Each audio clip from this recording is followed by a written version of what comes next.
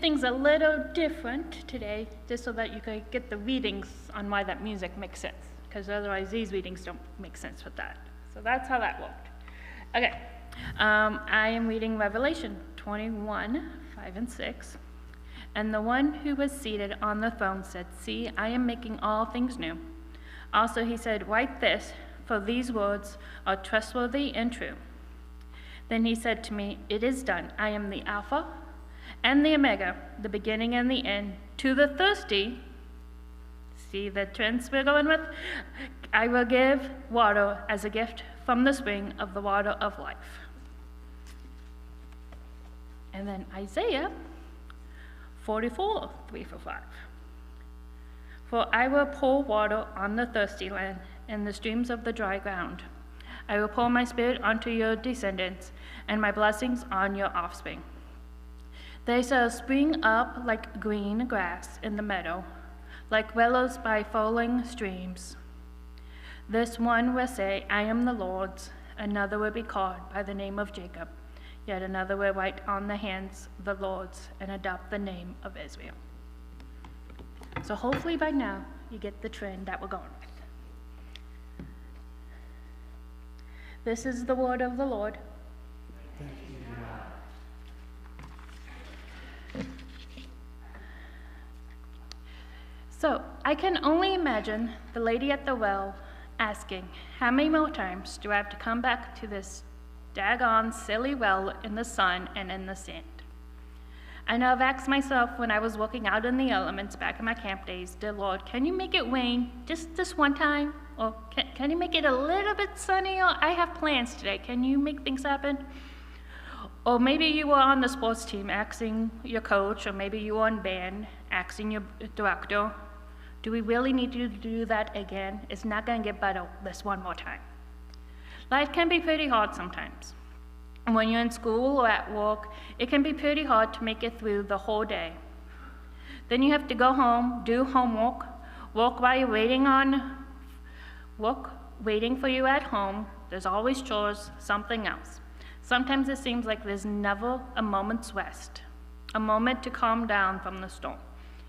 Can you imagine doing this all those laps, all those band practice, and all you want is water afterwards? But then you see a coach, one that wasn't coaching your team, but resting against the water igloo, and society's expectations is that the coach gets the water first. Without even asking, without even talking to you, without even saying anything, the expectation is that that coach gets the cup first. Now you have to do twice as much work just to get a cup that you needed after a long day. As soon as you see walking up to the well, she must have had some kind of feeling, some kind of thoughts when she sees Jesus. She doesn't know his name. All she could say is, "Oh, look, there's a man resting against the well. Just by looking at him, he looks like one of those northern Jews that want me to do something just for them." Or she could have done, "Oh, great, that means I get to do even more work just for my cup. He'll ignore me at first, all because I'm a woman." And then the Jewish men can be silly when they're around women. They don't want to talk to me, they don't want to look at me, but all they want is something from me. They don't believe they should speak to me. I don't have the right to ask them any questions. He might even been one of those Jews who hides his eyes just by looking. All he does is look away from me, but expect me to do. If he doesn't ignore me because I'm a woman, then he'll ignore me certainly because I'm a Samaritan. The Jews think we're a bunch of half-breeds or unpoor people.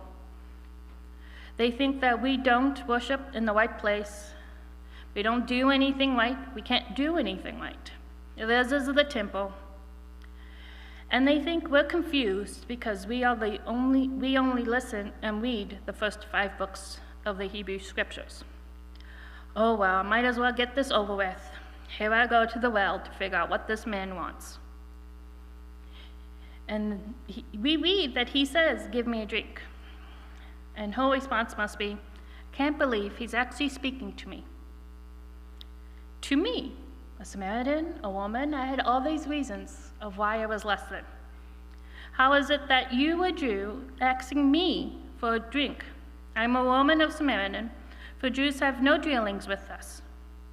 You don't even believe in eating out of the same bowls as we once used.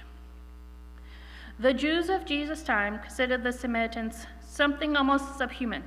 If you are Harry Potters, the Four-Bloods and the Purebloods and the Mudbloods, you kind of get the gist for those little teenagers that are here. You see, during the period of exile, the Jews of Samaria had intermarried with the Gentiles and resettled there. So they were always considered less than, outsiders, aliens, immigrants, the unpure. When traveling from Jerusalem to Galilee, they would cross the Jordan River to avoid passing through the Samaritan territory, just in case they were to get dirty. For a Jew, eating or even just talking to a Samaritan woman would be a risky thing. Like wearing a new pair of white shoes out to the country fair. You know you're going to get dirty just by looking at the muddy ground. The Jews had a well in town. For them, their water was great. For the Samaritans and other outsiders, they had to walk for miles to go lesser, well, typically and historically contaminated with something, because it wasn't dug as deep, because they were underlings. It wasn't as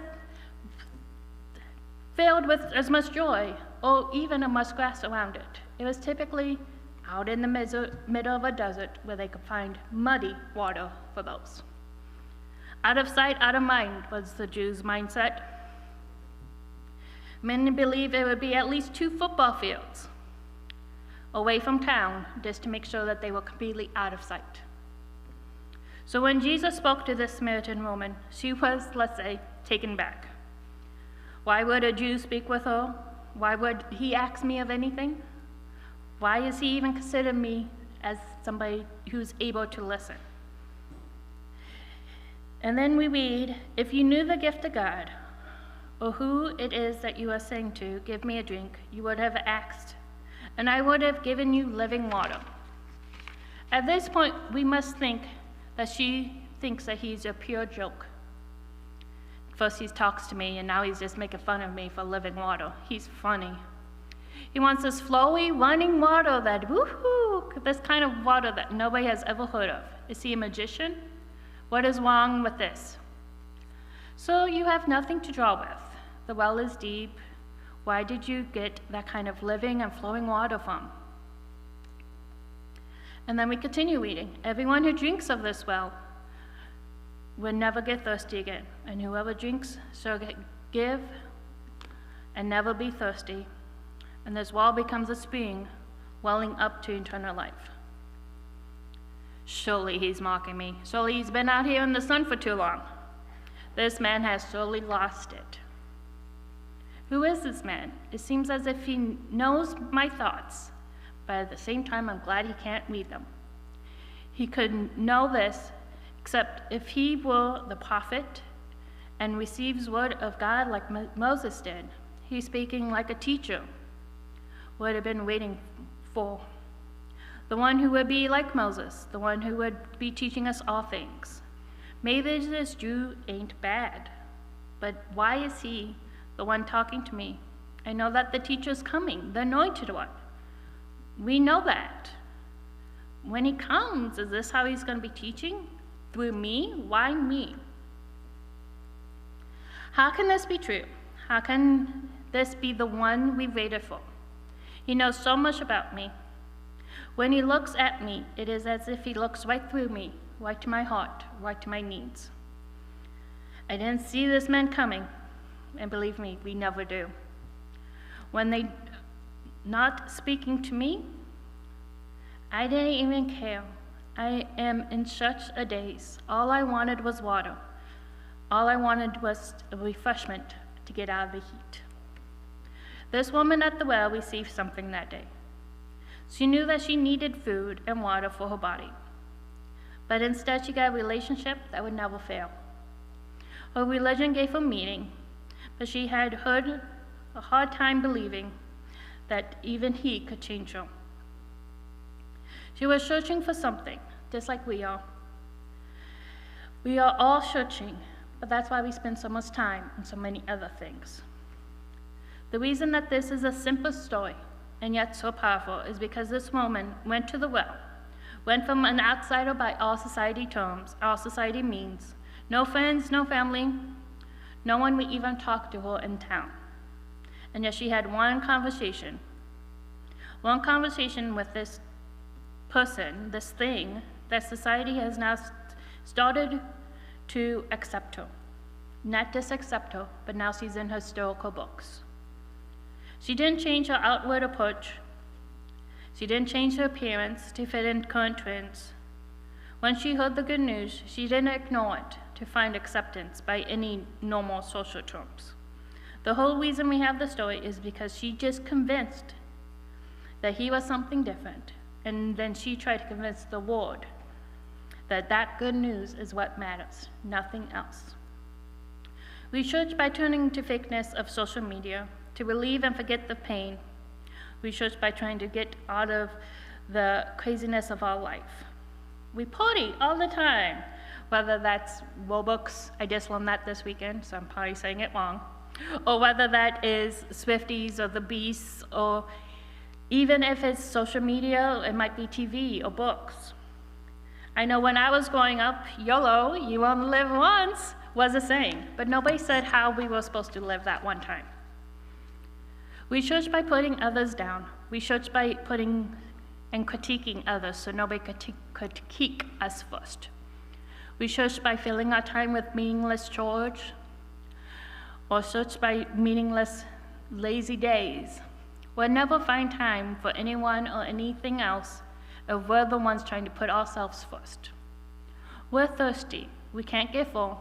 We always feel empty. But life indeed is empty. When we try to do things on our own, nothing kind of turns out right. Life is just a white race, they say. But what's this race leading towards? We read that God sits on his throne as the Alpha and the Omega, the beginning and the end, and yet he is the one that gets off his throne to protect us, to talk to us. Maybe we should do that to others. This water is for the thirsty. There's a meaning for us when we're in despair. There's a purpose for us wandering aimlessly. There's a way to cope with all this pain. When life is hard, know that we have a God who bears it with us, who bears it all with us. When you feel lonely, we know but Jesus was lonely too. He was sitting at the well. He had no friends or family around us, but he started a conversation that changed everyone's life. And just like water, God's form may change. He might be ice, steam, but water is still H2O when you break it down. God is still one of the Trinity when you break it down. We don't bear our hearts alone. We don't bear our hurts alone. We belong to God, who gives us living water to the thirsty. Come to the fountain, God says. Drink forgiveness, drink meaning, grace, hope, love, purpose, and all the other good things. Let's drink the living water together, the water only God can give us, and let's worship in God in spirit and in truth with one another. And then we're going to sing As the Deer, and remember we're doing that twice.